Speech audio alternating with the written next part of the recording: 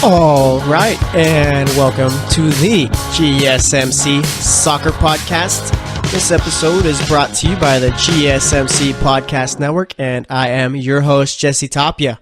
All right, this is like a revive of the show. All right, last I checked, I was looking because Tate, the guy that runs the place, asked me to do the soccer show, and I said, of course, I will. All right, I was looking to see checking to see what episode number this is, and this is episode 50. We've hit a milestone, okay? Wow, my first episode is episode 50. Quite the time there. All right, but yeah, I checked last episode we did was when Zlatan, and we were talking about if he was going to be going to Manchester United. So, we are back, we are here, and we are here to talk soccer. All right? Got a good show lined up. All right, we're going to be talking first segment. Is the MLS a retirement league? Speaking of Zlatan, the MLS, LA Galaxy brought him in, so we're going to be talking about it, all right? I mean, and with the MLS, that's always been its thing, okay? We'll talk about the MLS right now. Let me tell you how the show's going to go, all right? So we'll do that. Second segment, we're going to talk about the international friendlies so far. We got a couple of good games going on tomorrow. I think we got Germany versus Brazil and Spain versus Argentina. It'll be like Messi versus the team he probably should have been playing for. Yes, I know he's from Argentina, but imagine Messi on Spain. All right, we'll be talking about that. Third segment, we'll be talking about Puck World Cup. All right, we're going to talk about the top teams more so than anyone else. We're going to talk about the Germanys, the Brazils, the Frances, all right, the Spains. Talk about how I think they'd fare. All right, and that's one thing we're going to do because the show's going to be every Monday. We're going to, I guess, just pretty much inch our way to the World Cup. I think we might even talk about U.S. soccer, all right? That we might fit them into that World Cup segment just because they're not playing in the World Cup. We'll be talking about them. And then for the fourth segment, we'll be talking... Fourth segment, this is how it's going to be, okay? Fourth segment's always going to be the kind of pretty much talk about whatever, all right? We're going to talk about La Liga. We're going to talk about the EPL. There's a little competition, I guess. Fans argue with other fans saying, no, our league is better. No, this league is better. I'm going to give my thoughts on it, all right? Because there is different parts to what being better. Like, is it more entertaining? Is it more competitive? Better teams? So we'll be doing that, all right? So that's how today's show is going to go. And like I said, we'll be here every Monday. So let's get used to it. Let's have some fun. All right, MLS, is it a retirement league? All right, the LA Galaxy recently brought in Zlatan Ibrahimovic. And Ibrahimovic is probably one of the most intriguing, interesting players in the history of soccer, okay? That's the one player in all of sports that I've seen that could have a huge ego and be loved for it. All right? I mean, if you look around, you got guys like, I feel like Stephon Marbury and the NBA when he used to play had a big ego. Let's see, in the NFL, Terrell Owens had a huge ego. So did Randy Moss. All right? And then let's see, baseball, I think there's really between, baseball's more of like a bunch of robots. All right? So you had that. Let's see, anyone else? Balotelli, I think has a big ego. Balotelli, I think that's kind of, because he's playing, League One now? I can't remember what team he's playing with right now. I think he's playing League One. But either way, Balotelli had a big ego when he was playing for City. Manchester City, that is. Let's see. Any other soccer players? Ronaldo's got a big ego, but he's not loved. Like, he's got his fans, but like everyone else like pretty much doesn't like it. And yeah, like I said, Zlatan Ibrahimovic. The only guy I know with dude's probably got the biggest ego in the history of egos, and he's loved for it. I love Zlatan. One of the more entertaining players to watch. I remember when he hit that bicycle for Sweden. Who was it against? I can't remember who it was against, but he hit that bicycle from outside the 18. All right, but either way, he's had a nice little career. He's never won a Champions League, I don't believe. I don't think he's ever played in the World Cup. I'm not sure. If I was him, I'd tell Sweden, hey, let me come play from this year. Because Sweden's in Mexico's group, they're in South Korea's group, and Germany's group. That's going to be a fun group to watch right there. All right, South Korea's got Sun. You got Sweden. Sweden, I'm not too familiar with what they got going on there. Mexico, they got Lozano and all those guys. And then Germany, pretty much, I'd have to name the team. The entire team, the entire 23 to name all the notable players there. So maybe he ends up making a comeback. Like I said, his career so far been fun to watch. Played for Milan. He's played for Inter Milan. He's played for AC Milan. He's played for Ajax. Played for Manchester United. Let's see, who else has he played for? Barca. All right, he's played for them all pretty much. And that's one thing too. He played for Inter and he played for AC Milan. I'm pretty sure he played for Inter, right? I think so. And that's kind of unheard of. Not unheard of, but, I mean, did Pirlo ever play for Inter?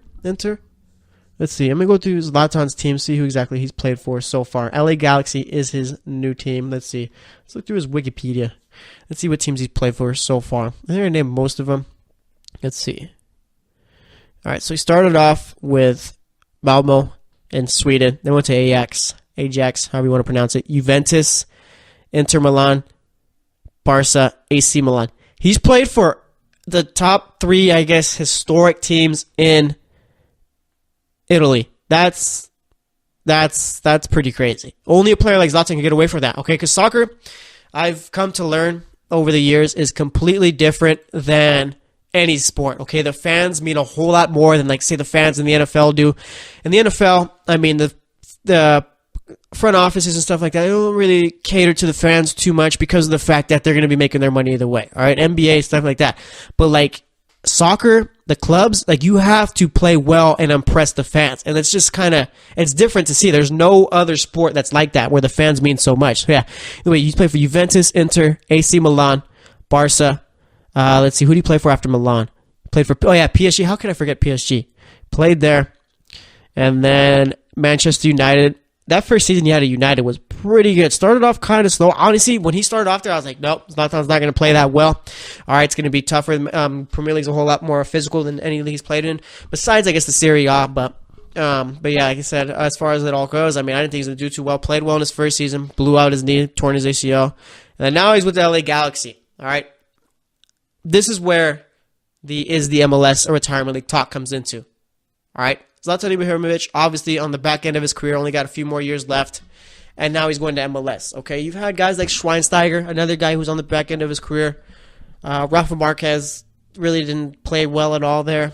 Let's see, David Beckham, like I said, Zlatan, and I'm sure there's a handful of other players you can name. And that's one thing with the MLS. I don't personally think I think they've gotten away from that. Okay. I think this move with Ibrahimovic, it's like Schweinsteiger came to Chicago Fire and like we knew he was done. I think Ibra, he still has something left in him. I think he could come in and score a bunch of goals in this league. All right. And that's one thing that's kind of like a double-edged sword for the MLS. Because on one end, you got, it's a retirement league if Ibrahimovic doesn't play well. Okay. And on the other end, you got a guy who's in the back end of his career dominating the MLS, scoring goals. Like, this is where the MLS kind of hurts itself here, okay? I understand you're bringing in Ibrahimovic. That's going to sell tickets and make you money. But eventually, you gotta become, because I see that the MLS, like fans, stuff like that, they try and use the Premier League as like the bar, as the measuring stick, okay? They want to get to the level of the Premier League. And, like, that's tough when you're bringing in these guys. All right, when Manchester United brought in Ibrahimovic, he was coming off a really good seasons at PSG. Okay, the MLS is now bringing in Ibrahimovic, who tore his ACL. All right, and didn't get any time with United when he came back. This move, this move is purely financial. All right, as far as making money, the LA Galaxy have pretty much always done that when they brought in the Dos Santos brothers and they brought in Beckham before too. It's just with this, it's like, I don't know, it's tough. Like the MLS, what they need to do to pretty much completely move away from if it's a retirement league is start winning CONCACAF Champions League first and foremost. They have to, all right? You got Toronto FC's playing Club America. Let's see who's playing Chivas. I don't remember who exactly is. I have to double check that, all right? But either way, you got 2 MLS teams in the semifinals, right? Playing against Mexico's top teams. All-time history. If these MLS teams, I'm going to double check that right now to see who's playing just so I could be correct about it. And it's New York Red Bulls versus Chivas and then Toronto FC versus Club America. All right. If the New York Red Bulls and Toronto were to get past these two teams, like I said, the 2 most historic teams, most loved teams in Mexico by far, all right? This is probably one of the biggest rivalries in all sports. I mean, you got when Chivas and Club America play, the ratings are through the roof. All right, it's bigger than any NFL game, bigger than any basketball game. You could have game 1 of the finals, Cavs versus Warriors, or even Warriors versus Rockets in the Western Conference Finals when that happens this year. That's not going to have a higher rating than that soccer game. It won't happen. There's no way. All right, so if these 2 teams were to be able to beat these top Mexican teams, all right, MLS would take a big step going towards being respected more. Okay, and one thing too, the Liga MX, what they do is, and it's kind of, I got to figure out how this all works because the MLS, it's like any other American league, all right? It's like the NFL, it's like the NBA, it's like the MLB. They're all franchises, okay? They're not how, like, the EPL is as far as spending money and all that stuff. All right, it's not like that. It's pretty like it's kind of weird why the MLS went against everything. They're not like they don't have promotion relegation, which I think is something that like I don't understand why it's like almost like they're trying to reinvent the wheel. I feel okay. And maybe they have their reasons as to why they think it works or whatever. But as far as like club expansion and stuff like that, like it's a franchises. It's not. I think that's one of the reasons why the MLS just hasn't grown or anything like that. And the whole pay to play system, that's something that's a negative there. There are academies. Yeah, some of these MLS teams have academies, but it's not the academies in England or in Mexico or in Spain or any of those other leagues. The academies, it's you pay to play for them. All right. Yeah, it's just the MLS has a lot they have to change. And one thing too that I see Mexico's doing is they're not bringing in top European stars, but they're bringing in players who played in Europe, I guess you could say. Guys like Eduardo Vargas, all right, player for Chile, the striker. Okay.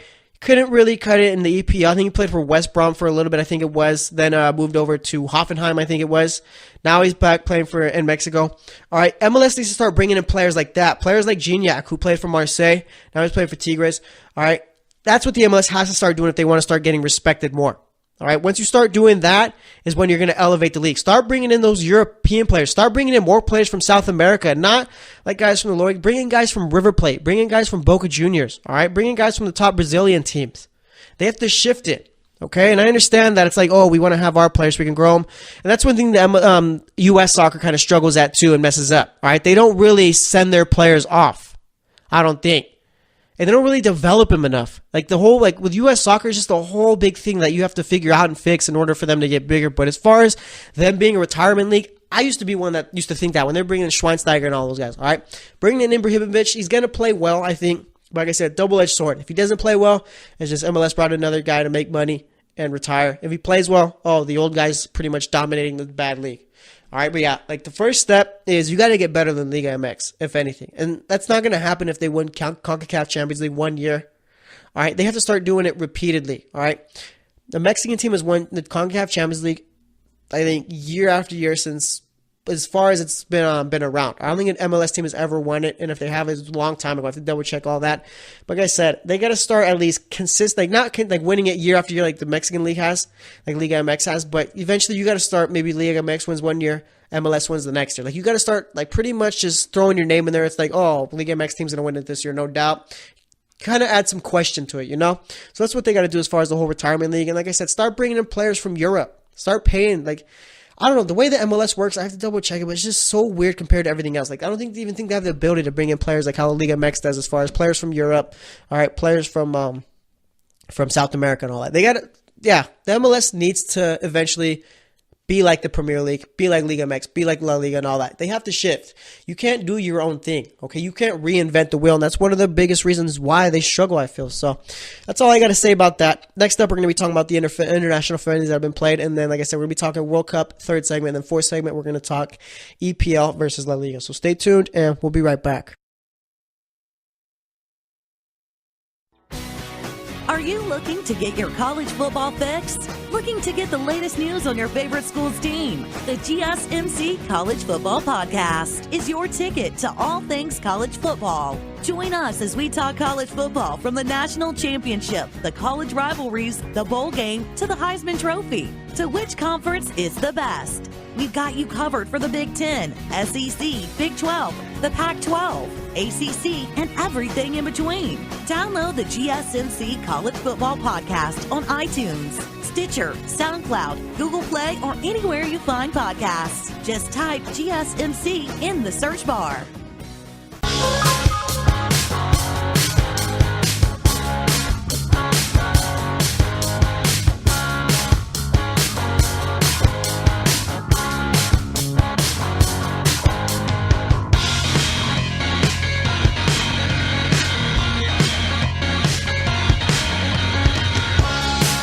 All right, and welcome back to the GSMC Soccer Podcast.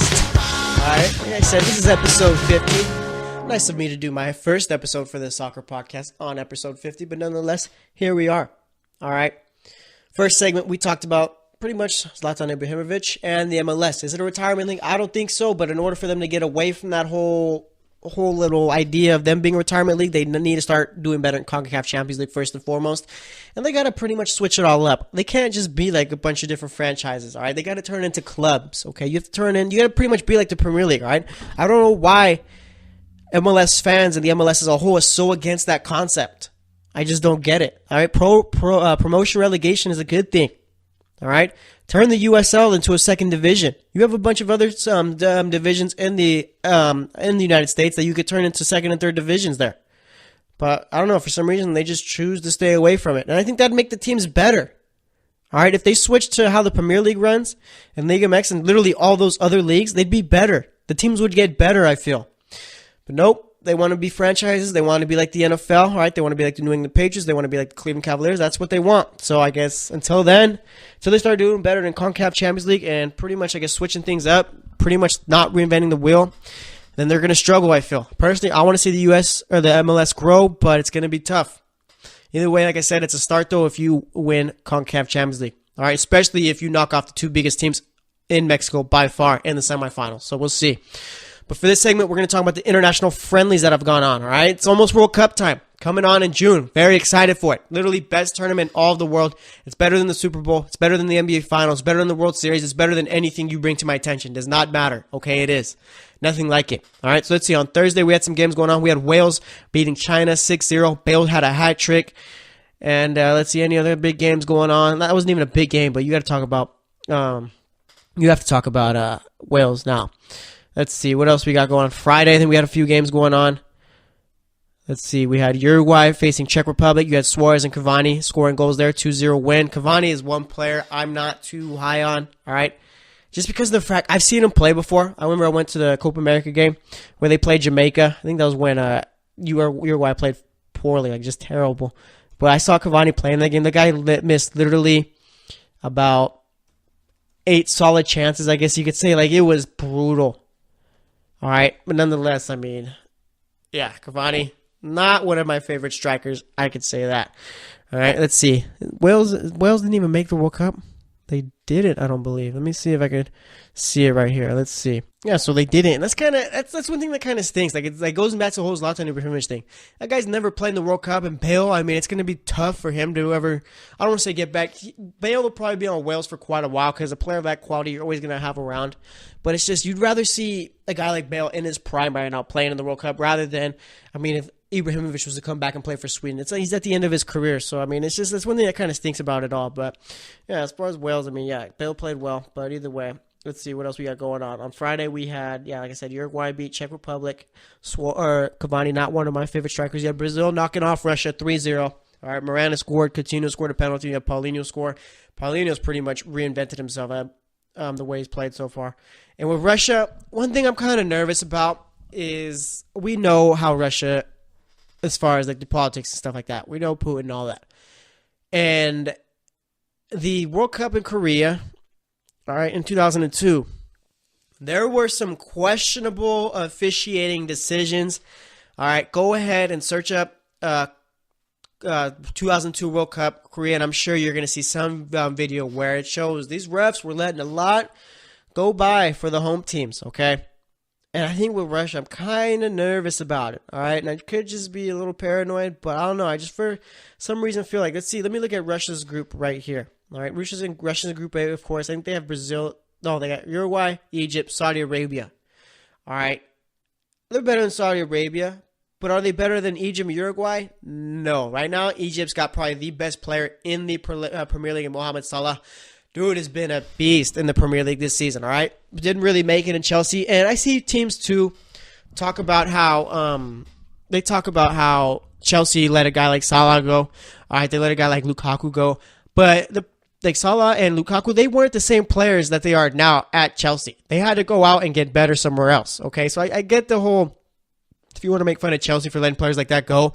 But in reality, logically speaking, they had to leave in order to get better. So you can't really knock Chelsea too much for letting those guys go. But either way, like I said, with Russia, just kind of like, I don't know.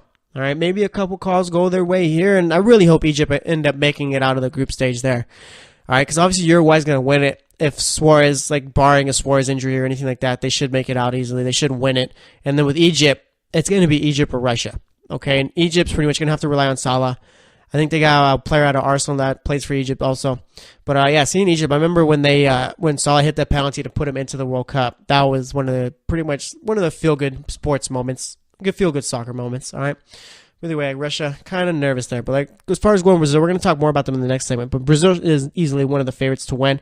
No Neymar right now, and I think he should be back right before World Cup time. So we'll see about that. Let's see what else happened. What other games went on Friday? All right, and again for the one thing too with the soccer show, since it's Monday, we're pretty much going to recap the week before and anything that happened, right? Because now we're in the international break, so we don't have Premier League or La Liga to talk about. But once we come back, and that's all back after the international break, we'll be talking about all that. Pretty much doing it all on Monday, all right? So either way, getting back to it, you had Argentina knock off Italy, all right? Banega scored a goal in that one. Argentina won 2-0. Argentina, obviously got to be one of the favorites also to win the World Cup this year. Lost to Germany in the last World Cup. Poor Messi. And Italy, same thing. Ooh, that's one thing we might do for the next segment rather than just talking about World Cup. We might just talk World Cup in this segment. I don't know. But either way, with Italy falling into the category U.S. and even Chile. All right, Chile was in their golden generation. They would have made the World Cup. They would have been top 5 favorites, I think, to win it. All right, maybe even top 6, possibly top 5 might be a little much. But Chile had a lot of good players, and like I said, this was supposed to be their golden generation, and they miss out. That's brutal. All right, but same with Italy. I mean, it's kind of weird seeing Italy not make the World Cup. Like Italy, just the way they play, the class and all that. You guys like Buffon and all that. Like, I don't know. It's just very weird to see Italy not in the World Cup. You had Germany facing off with Spain. All right, you had a goal from Rodrigo for Spain, which made it 1-0. Then Muller scored, and that made it 1-1. Ended up drawing. Germany, the machine. All right, this is probably the deepest team Germany has had in quite some time. Germany, for some reason, I don't know what they do over there, but they always produce talent. And they have their second team could be a World Cup favorite. Okay, their second team could make it to the semifinals. That's how good Germany is. Germany is one of my favorite teams to watch just because of the way they play the game. All right, it's just like I said, it's just like not even like robotic. Usually, a term you use like in a bad way, but with Germany, it's just like I said, it's the machine. All right, boom, boom, boom, boom, boom, boom. All right, but either way, they drew 1-1. We're gonna talk more about those teams in the next segment. You have the Netherlands facing off with England. England won that one 1-0. Lingard scored in that one. All right, with England. Netherlands is another team that didn't make the World Cup. That's kind of disappointing to see. All right, remember where there was talks, like rumors of a little tournament. I think it was this summer with the teams that didn't make the World Cup. That's kind of sad to hear about. But either way, England. I feel like England produces talent. Okay, but for some reason, it's like they're the Arsenal. They're the Tottenham, I guess you could say, of international football. Tottenham in the Premier League. And I enjoy watching Tottenham too, but Tottenham in the Premier League are always that team where it doesn't matter how well they're playing, they're just going to give it up. Okay? And it stinks to watch. All right, against Juventus. Had that second leg, ready to go, winning 1-0. Look like, they're going to make it. What happens? They give up 2 to Juventus. It's over. Tottenham's out. All right, that's what England is. England has quality. England has talent. But for some reason, they just can't put it together. All right? From 2010 to now. All right, 2010 is when I first remember it. 2006, I don't really remember the World Cup too much. But 2010 and on is really what I remember it a whole lot. All right, 2010, I think it was the goalie had fumbled out that Dempsey shot that went in. And then 2014, how did England do? Did they even make it out to group stage? I think it was, I can't remember exactly if they did, but if they did, they crashed out extremely early. And England's that team. If they make it out to group stage, they're going to get blown out by whatever top team they play. It's just England is just that team where, like I said, they're just the Tottenham of international soccer, international football. All right? It's just, they have the talent, they have quality, but for some reason they just can't put it together. All right? I don't know. Nigeria beat Poland 1-0. Nigeria is like my sleeper team right now. All right? Nigeria, this is their golden generation right now. Let's see, what group are they in right now? They're in Argentina's group. Weren't they in Argentina's group last World Cup too? They got Croatia, Iceland, Argentina, and Nigeria. That's going to be a fun little group right there. All right, Argentina should win that group, and then you got Iceland, Croatia, Nigeria. Iceland, team who lost 3-0 to Mexico. We'll talk about that. In Croatia, you got Modric, Kovacic, and all those other guys. Nigeria is just a team where they're strong. They're strong and they're quick. All right, it's gonna be a fun little team to watch. I think they'll make it out the group. Like I said, we'll talk more about the World Cup in the next time. We're gonna be talking about the top teams either way. So Nigeria should be a team that makes it out their group. Let's see what else went on Friday. I think we had some games going on today also. We had Portugal. They beat Egypt 2-1. All right, Salah scored in that one. Then Ronaldo, of course, scores in the 90th minute twice. All right, 92nd minute, 94th minute if you want to be right about it.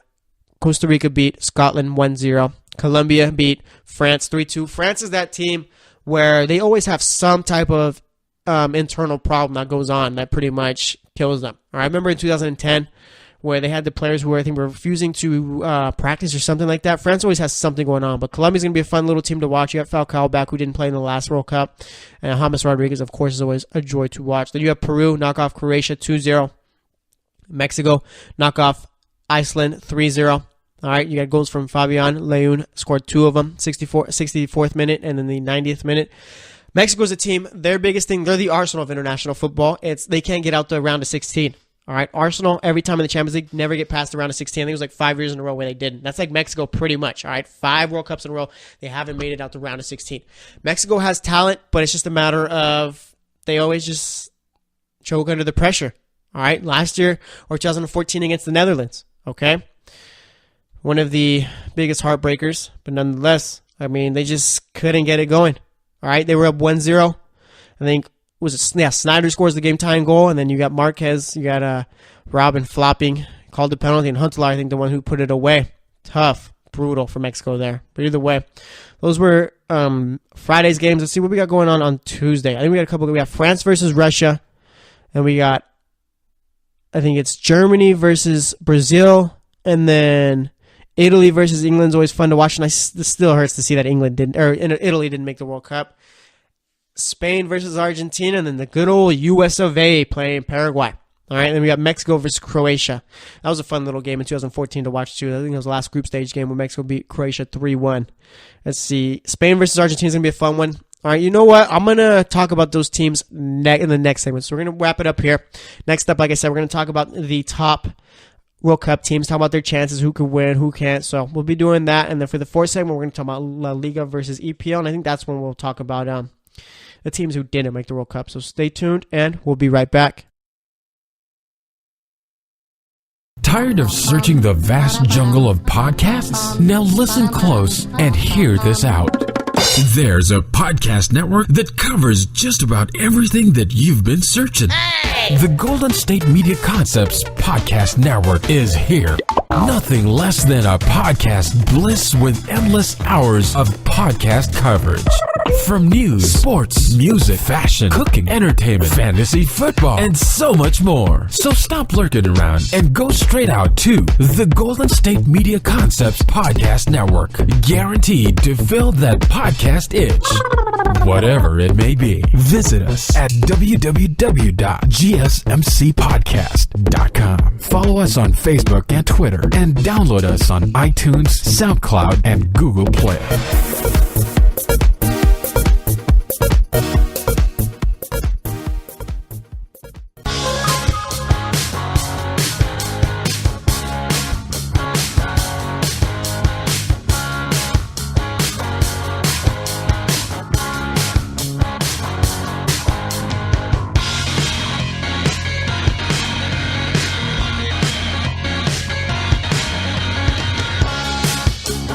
All right, and welcome back to the GSMC Soccer Podcast. It's been a fun show so far. I was kind of nervous, like, how am I going to go about it and all that? But no, Soccer Podcast has been pretty fun to do so far. I'm looking forward to doing it every Monday. All right, so far we've talked, what did we talk for a second? We talked MLS. Is it a retirement league? I don't think so. All right, I think we got to get past that, but it isn't a league that's on par with the Premier League by any means, and it's not even a league that's really on par with the Liga MX. All right, you don't win CONCACAF Champions League. That's the measuring stick right there. All right, you have to eventually win it. It's cool. Montreal Impact, I think, made it to the final 1 year, ended up losing, but just with the MLS, you got to start winning this tournament if you want to be respected even more. All right, as far as in other people's eyes, and there's a whole lot of stuff they got to fix up. But either way, we talked about that. Second segment, we talked about the international friendlies so far, and then for this segment, we're going to talk World Cup, talk about the best teams. All right, so we're going to be doing that, and then for the fourth segment, And then we're going to talk about the teams who didn't make the World Cup, and we're going to talk about the English Premier League and La Liga. Which league is better? And it's a very loaded question as far as an answer there. So we'll be doing that for the rest of the show. All right, let's get into it. Top teams in the World Cup: the Germanys, the Argentinas, okay, Brazil, Spain. Let's see, who else? Belgium, is that possibly a top team in the tournament? I don't know. Let's go through. So like I said, let's see, France, Portugal. I guess Portugal and Spain are in the same group. It's going to be fun to watch. All right. I haven't even taken an extensive look at the groups, but yeah, you got Portugal, Spain, like I said, France, Argentina, Brazil, Germany, Belgium. All right. Yeah, so those are the top teams right there, I'd say. I mean, Colombia is a team who's a nice little team, but I don't think they're really going to do too much in the World Cup as far as chances to win it. Maybe they could make it to a semifinal or quarterfinal, but I just don't think they have any chance to win it. And Belgium is that team where they have all the talent in the world. That should be a team that's taking over, and this is their golden generation. All right.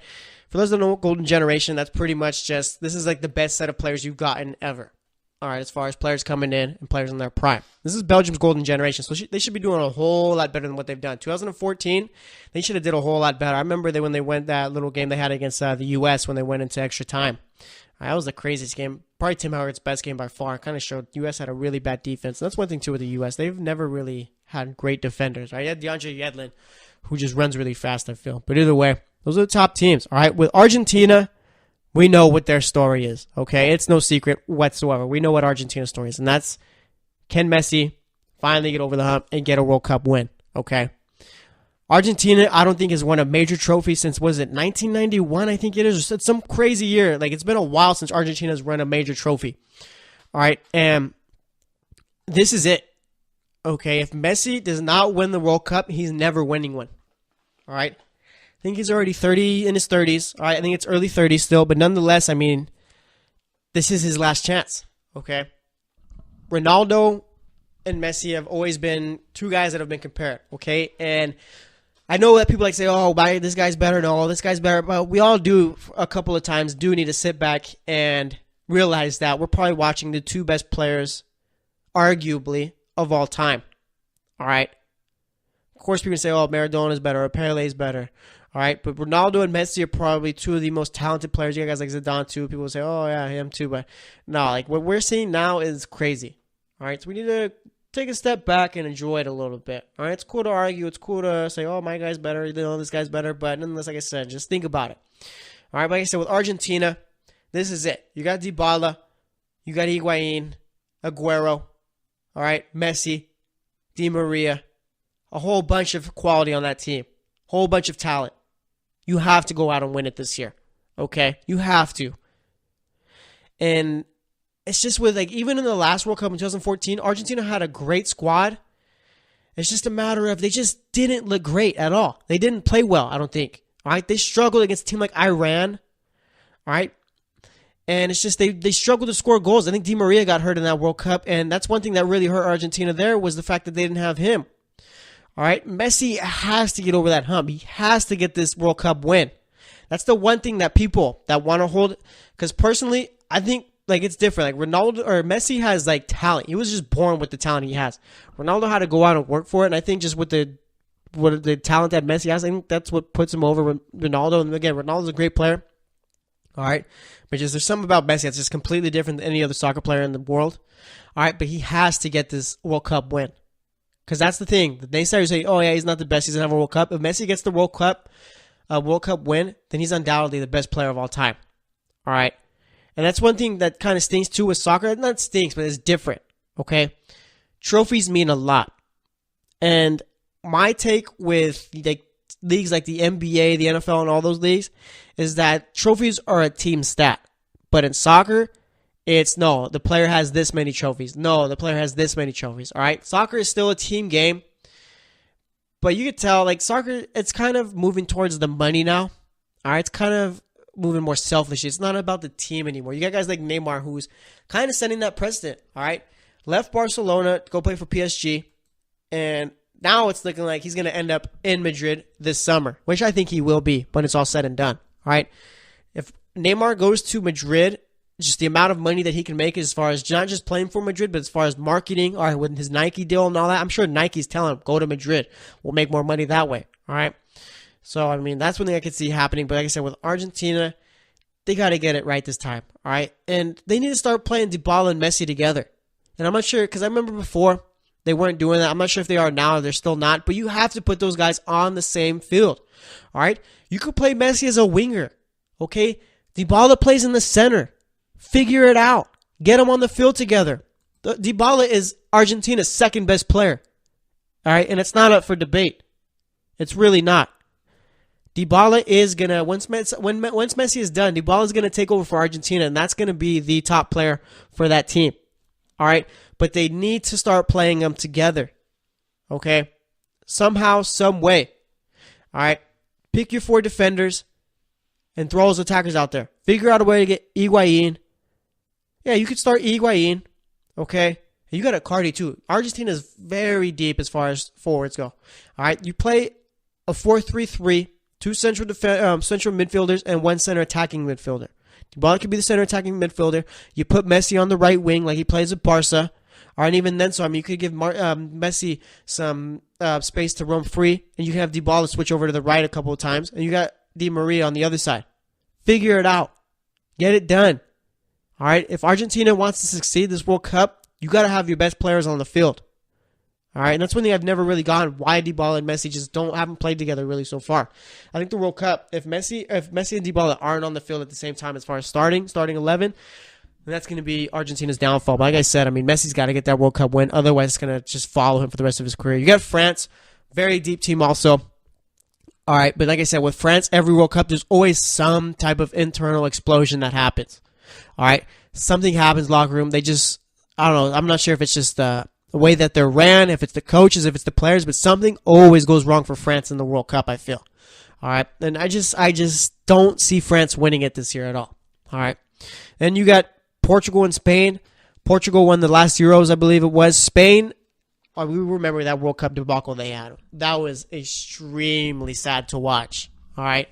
I mean, I'm not a Spain fan by any means, but just going from being the best team of all time, winning it all in 2010, and yeah, that 2010 team is probably the greatest international team of all time, probably the greatest soccer team of all time. Just the amount of talent they had on that team was just ridiculous.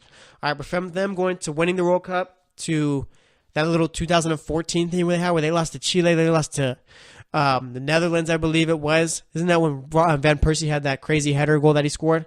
So you got that, and then they did beat Australia, I believe it was. But which one's the one where Tim Cahill scored that one volley? All right, 2014 World Cup was quite fun to watch. I'm just realizing now. But anyway, Spain looks like they're back, okay? But they have no striker. All right, they have Costa, but Costa really, ever since he switched over from Brazil to Spain, just hasn't really fit in too well, I feel. All right. Just hasn't been the goal-scoring machine that he was with Chelsea, and that I think he's still playing pretty well with Atletico now. And then with Portugal, when Ronaldo's healthy, and that's one thing too. Ronaldo has done well, something that Messi hasn't done. Ronaldo's done well to get Portugal to to finals. I think Messi, and again, I could be contradicting myself a little bit. I don't know if Messi and Ronaldo fans are going to kill me from this show alone just because I said earlier that Messi was a better player than Ronaldo, and I just said now that Ronaldo leads his team better, but it's true. All right, I think that's just more so that Portugal leans on Ronaldo more than Argentina leans on Messi. All right, because without a doubt, Argentina has way more talent than a team like Portugal, and it's not even close. All right, some of the players on the starting 11 of Portugal wouldn't even make the starting 11 of Argentina, and that's just the way it is. Okay, but maybe that's just the one way I feel that way, because I feel like Portugal leans on Ronaldo heavily. All right, and Portugal is a team that you could very well think, yeah, they could possibly win the World Cup, just because, like I said, they got Ronaldo, and that team does play well. And as far as Spain goes, you got guys like Morata and you got Costa, but it's just Spain just has never really truly had that one great striker. You've had Fernando Torres, but I feel like he was past his prime, and like David Villa, Fernando Torres past their prime in 2014. All right, the striker position is always one that Spain has been chasing for. All right, kind of like the Messi. All right, there was one point where Spain and Argentina were fighting for Messi, and Argentina ended up capping him for a friendly when he was very young, and boom, that was it. All right. But Spain has always just missed. They've always had the star midfielders. They've always had the world-class defenders. All right, they went from Casillas, one of the best goalies of all time, to David De Gea, who's the best goalie in the world right now. But they just haven't had that world-class top striker. All right, and they thought maybe Diego Costa could be that, but he just hasn't been. All right, so you got that. Then let's move over to Brazil. Okay, Brazil. I mean, remember 2014, the 7-1 to Germany. That was one of the most shocking games I've ever seen. All right. I mean, that was just, they had no Neymar, no Thiago Silva, and they look lost. Okay. Now it's going to be different this year. Now it's like the story for Brazil is they're going for redemption. No one has forgotten about that 7-1 game. Not the country Brazil, not anyone outside of that country. All right. Losing 7-1 to Germany is history. That's going to be remembered forever. They're never going to live that down. And the only way I guess you could say they do live that down is if they win the World Cup this year. All right? They have to. Like, it's like Brazil. It's like Argentina. Argentina needs to win the World Cup this year. All right? And with Brazil, they have to. Okay? Neymar's hurt right now. It's looking like it's going to be pretty close to see when he comes back, if he's going to be ready for the World Cup. I think he's going to be ready. All right? And even if he's like not ready by the first group stage game, he's going to be on the squad. There's no doubt about that. All right? But as far as it goes, I mean, Brazil, they have the quality to go out and win it. They're probably the biggest favorite to win it right now. And I think it should be Germany, honestly. Germany or Argentina, I think, should be the top favorites. But we'll get to Germany right now in a sec. But let's talk Brazil. All right, Brazil's always been a team that's pumped out talent, quality for that team. All right, always have the best. And it's just a matter of not if, but when are they going to win the World Cup again. And I think that could be this year. All right.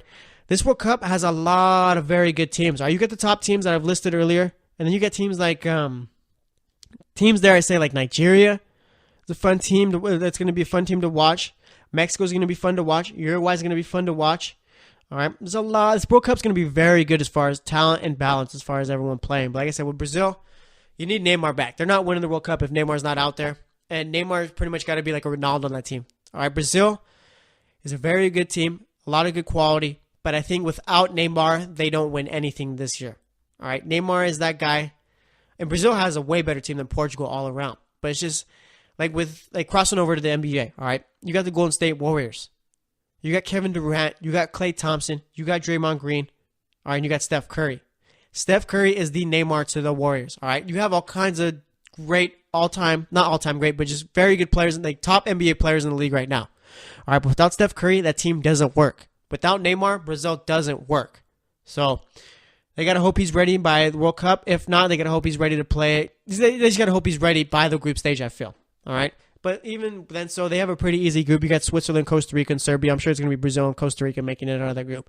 And then for the final team, you got Germany, the machine. All right? Their second team could be favorites to win the World Cup. Very good team. This is the year probably that they have the best chance to win it again. All right? You got Mueller. You got Mario Gomez, who's back in the fold of things. All right, Mario Gomez. All right. You got Royce, who's looking like he's finally healthy. Is he finally going to be able to play in a World Cup? All right. You got a whole bunch of great players on that team. It's just a matter of getting to the final. Germany's always been that team where they make it to the semifinal and they end up coming up short. All right. This is the year Germany's got to win it too. There's a bunch of teams that have pressure on winning. All right. A lot. The Brazils. The Germanys, the Frances, all right, the Argentinas, those teams all need to go out. That's pretty much the pressure. It's either World Cup win or bust. So it's going to be interesting to see. It's going to be a real fun World Cup. But either way, that's going to wrap it up for this segment. Next up, we're going to talk about the teams who didn't make the World Cup. We're going to talk about the EPL versus La Liga. So stay tuned, and we'll be right back. This is your ultimate stop for everything sports. The Golden State Media Concepts Sports Podcast. Should I say more? From the NFL, MLB, the NBA to MMA, it's all in here. The Golden State Media Concepts Sports Podcast. Listen now.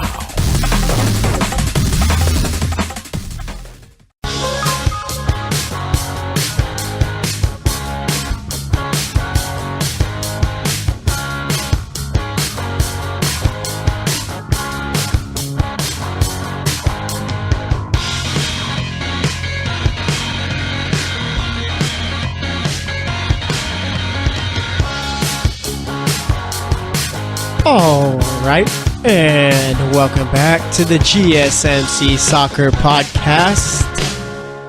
It's been a fun show today. We've talked MLS, we've talked the international friendlies, we've talked top World Cup teams. Now it's time to talk about the teams who didn't make the World Cup. The USAs, the Chiles, the Netherlands, the Italys. All right, those teams. So we'll be doing that, and we're going to have a little fun discussion. All right, mainly me talking to myself, but also talking to you guys. All right, what's a better league, La Liga or the EPL? All right, so we'll be doing that. Actually, let's just start off with that, okay? Let's start off with that little argument that's been going on. Okay, so there's always been the whole, oh no, this is a better league. EPL is a better league than La Liga. La Liga is a better league than the EPL. All right, and I said earlier that I feel like it's a loaded question because it depends. All right, let's look at it this way. The EPL, when's the last time that they won a Champions League? Okay, it's been a while. You see all the time these teams from La Liga, they're winning the Europa League. They're winning the Champions League, all right? Madrid's been a team that's pretty much been in the Champions League final, I feel, for a while, year after year. All right, Atletico Madrid have been in the Champions League final twice, all right? Barcelona, I think the last time they won it, it was against Juventus. The Liga has dominated European competition, all right? And that's one way you could measure it out, all right, is European competition. And with the EPL, it's just they haven't won. I can't remember the last time a team from the EPL won the Champions League. I'm going to double check that right now. All right, let's see right here. It's got honestly, I can't off the top of my head remember. So let's see. Last time, it was Chelsea in 2011. Okay, I believe they beat Germany. What was it? In penalties, I think it was something like that. All right. And then before Chelsea, the last team to win it was in 2007, Manchester United. Okay. Then, let's see. Before that, Liverpool in 2004, 2005. What a game that was against Milan. And then last time before that was 1998 to 99, United over Bayern Munich. All right. So that's from 98 to now. Only 1, 2, 3, 4 English teams have won it. Manchester United won it twice. All right. Since that time, since 98, all right, there has been 1, 2, 3, 4, 5. Let's see. Let me count it again. 1, 2, 3, 4, 5, 6, 7, 8, 9. 9 times La Liga has won the Champions League, meaning Barcelona or Madrid. And I get it. Oh, that's only 2 teams. But nonetheless, those are the 2 best teams of football. All right. They've always been. That's never going to change. But nonetheless, that's La Liga representing, okay? EPL has never had that kind of dominance. Since 2013, a Spanish team has won it. Madrid won 3 times, Barcelona once, okay? And even then, so Atletico Madrid has been in the final twice since then, all right? And poor Juventus. Went to the final twice, 2014, 2016, and just couldn't pull it off. Let me see how many teams, and that's one thing too. With La Liga, it seems that either they win it or they don't even make the final as far as Madrid, Barca, or even Atletico. All right. And let me look over to the Europa League and see how the Spanish teams have done that. All right. So let me check that out right now. Yeah. So Sevilla has won it since 2013 3 times. Atletico won it in 2011. Also in 2009. All right. Sevilla won it 2005, 2006. Valencia won it 2003. All right, and then let's see how many English teams have won it since. We'll go the oldest I could tell right here. All right, 2000. Liverpool won it in 2000. All right, and then you got Chelsea winning it 2012. And then Manchester United winning it in 2016. So since 2000, there we go. Only 3 English teams have won it. All right, 1, 2, 3, 4, 5, 6, 7, 8 teams from Spain have won it. Yes, Sevilla was most of them, but nonetheless, you get it. Not 8 teams. 8 times a team from La Liga has won it. I should phrase it better. All right? Do you understand the dominance there? All right? It's not English teams winning the European trophies. It's Spanish teams. As far as the quality goes, all right, top 6 to top 6, top 20 to top 20, La Liga is better. All right? Obviously, the EPL is going to have some teams better than some teams from La Liga, but nonetheless, you get the gist of it. All right, La Liga has the better quality. They have the trophies to show for it. Okay, but there's the thing as far as what's more entertaining, I guess. If you want to talk that way, which one is better? It's the EPL. The EPL is by far more entertaining than La Liga. Okay, it just is. But as far as the quality goes, the EPL does not touch the Liga, and that's just the facts of it. I just read you off the facts, okay? From the Europa League to the Champions League, Spain has dominated. All right? England has not. England is like all those other teams that win it every now and then. All right? Those teams from Spain are constantly in the finals or constantly winning it. All right? So, I mean, for EPL fans, I'm sorry, but it's the truth. It's about the titles. All right? And Spain has those titles as far as club teams. So, there's that. Like I said, EPL by far more entertaining. All right? I'd rather watch a Liverpool versus United game than, say, a Madrid versus Sevilla game or anything like that. All right? I'd rather see, Leicester City playing West Brom than any of the lower teams in La Liga playing. All right? But as far as it all goes, it's just the truth. But like I said, England, the more entertaining league, La Liga, the league with more quality. The league with actual titles. All right? And I think England is, I don't know, this year you could have a team from England winning it all. You got Manchester City who's still playing well. United's out. Tottenham's out. All right, you got Liverpool still in it also. I don't think Liverpool really stands much. Oh, yeah, they don't, because one of those teams is going to knock each other out. I think it's Liverpool versus City in the quarterfinal. All right, so it's going to be one of those teams after this round that has a chance to win it for England. Okay? Let me look at the fixtures, actually, for the Champions League right now. I think we got a couple of good games going on. Let's see. Champions League fixtures. And Champions League returns the beginning of April, so we're close. We got, Madrid's playing Juventus, Bayern versus Sevilla, Liverpool versus City, Roma versus Barcelona. All right. Yeah, so that's it right there, the quarterfinals. City have a very good chance, I feel, of making it to the final. But it's tough. You got to worry about Bayern. You got to worry about Barca. You got to worry about Juventus or Madrid. All right. So even then, it's going to be quite fun to watch. But like I said, now is the time where an EPL team could possibly win it. Liverpool, I think, if Liverpool were to get past City, then I think you have to at least put them into the conversation, just because of the fact they got past a team like City. All right. City's a very good team right now. But like I said, La Liga, a more competitive league, a more successful league than the EPL. It is what it is. Don't get mad at me for it. It's the truth. All right. So now let's talk about the teams who didn't make the World Cup. The Italies of the world, the United States, Netherlands, Chile, and I think I'm missing one more, or that might be it right there, at least as far as the top teams. All right. United States, it's embarrassing for them not to make the World Cup. It really is. It's probably the biggest embarrassment in the history of them being a federation. Okay? You're playing CONCACAF. The team you're only supposed to worry about is Mexico. And let's not forget, all right? Last year, the year before that, or actually a couple years ago, I can't say last year because that's when they didn't make it or whatever, but the last few years, last 5 or so years, I should say, it's always been a question. Who's the best team in CONCACAF? Is it the United States or is it Mexico? All right, we kept going back and forth. U.S. would win the game. Oh, it's U.S. Mexico would win. It's Mexico. All right? And even then, so I don't think that was ever really much of a debate there. All right? Because Mexico is the one who wins the Gold Cups. Mexico is the one who competes better in the tournaments. All right, but United States, at one point, yes, I will agree. Was a competitive team. Was a team who was on Mexico's level. All right, then in 2014, you had Costa Rica with their incredible World Cup run. After that, I figured Costa Rica was probably the second best team in CONCACAF. The United States has not done well enough in developing the younger talent. All right, they stuck with the Michael Bradley's way too long. The Clint Dempsey's. I like Clint Dempsey's one. I back up still. Clint Dempsey is that veteran that you need out there in the locker room. All right, to keep these players out there. All right, but yeah, Michael Bradley overstayed his welcome with the U.S. team, big time. All right, the U.S. should have brought up guys like Pulisic, those guys up a whole lot sooner. Played Bobby Wood a whole lot more. Okay, it's time to move on for the Josie Altidores to start playing the younger guys. And even then, I mean, I think firing Jurgen Klinsmann during qualifying was the nail in the coffin for them not making the World Cup. Because Bruce Arena, let me tell you, is not a better manager than Jurgen Klinsmann.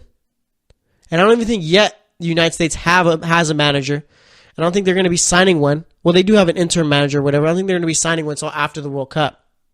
Maybe you get Mexico's coach. Mexico's going to make a big mistake. If they don't bring back Osorio, they're making a huge mistake. By far the best manager they've had in a while. All right? Mexico's always been that team where they cycle through managers. All right? Osorio's been the guy who's gotten results. Yes, they had the 7-0 loss to Chile. All right? I was there. I witnessed that. It was bad. But he should still be the coach of Mexico after the World Cup. All right? If they make it past the round of 16, extend him. But I don't think they're going to do it. The fans, for some reason, don't like him. And Mexico fans, for some reason, think that they're on the level of a Germany and stuff like that. They do have quality, but not like that. All right? And I don't think it's the coach's fault. I just think they're just that team who's right in the cusp, but I don't think they'll ever get over. I hope they do, but I'm just not sure if they ever will.